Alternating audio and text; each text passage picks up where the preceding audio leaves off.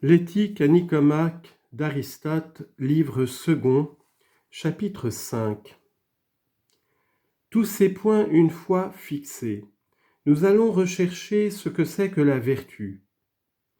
Comme il n'y a dans l'âme que 3 éléments, les passions ou affections, les facultés et les modes d'être, il faut que la vertu soit une de ces 3 choses.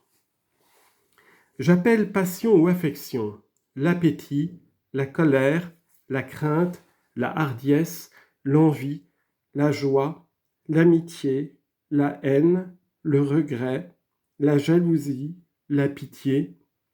En un mot, tous les sentiments qui entraînent à leur suite peine ou plaisir. J'appelle faculté les puissances qu'il faut qu'on dit de nous que nous sommes capables d'éprouver ces passions, par exemple que nous sommes capables de nous mettre en colère, de nous affliger, de nous apitoyer. Enfin, j'entends par mode d'être les dispositions bonnes ou mauvaises, la disposition bonne ou mauvaise, où nous sommes pour ressentir toutes ces passions. Ainsi, par exemple, pour la passion de la colère, si nous la ressentons trop violemment ou trop mollement, c'est une disposition mauvaise. Si nous la ressentons dans une juste mesure, c'est une disposition qui est bonne. On pourrait faire une remarque semblable pour tout le reste. Il suit de là que ni les vertus ni les vices ne sont à proprement dire des passions.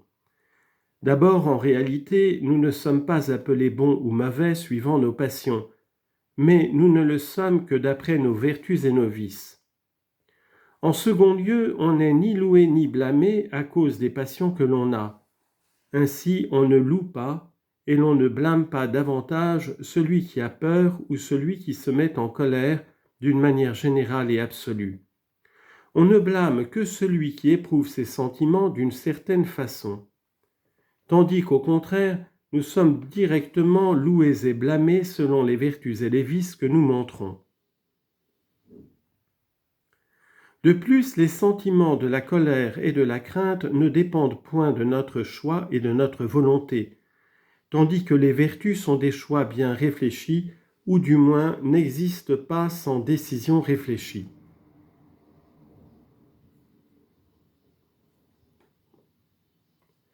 Ajoutons encore que pour les passions, on doit dire que nous en sommes émus, tandis qu'on ne dit pas pour les vertus et les vices que nous soyons dans une émotion quelconque. On dit seulement que nous avons une certaine disposition morale. Par ces motifs, les vertus ne sont pas non plus de simples facultés, car on ne dit pas de nous que nous soyons vertueux ou méchants, par cela seul que nous avons la faculté d'éprouver des affections. De même que ce n'est pas non plus un motif suffisant pour qu'on nous loue ou qu'on nous blâme. En outre, c'est la nature qui nous donne la faculté, la possibilité d'être bons ou vicieux, mais ce n'est pas par elle que nous devenons l'un ou l'autre, ainsi que nous venons de le dire un peu plus haut. Concluons donc que, si les vertus ne sont ni des passions ni des facultés, il reste qu'elles soient des modes d'être. Et tout ceci nous montre nettement ce qu'est la vertu, généralement parlant.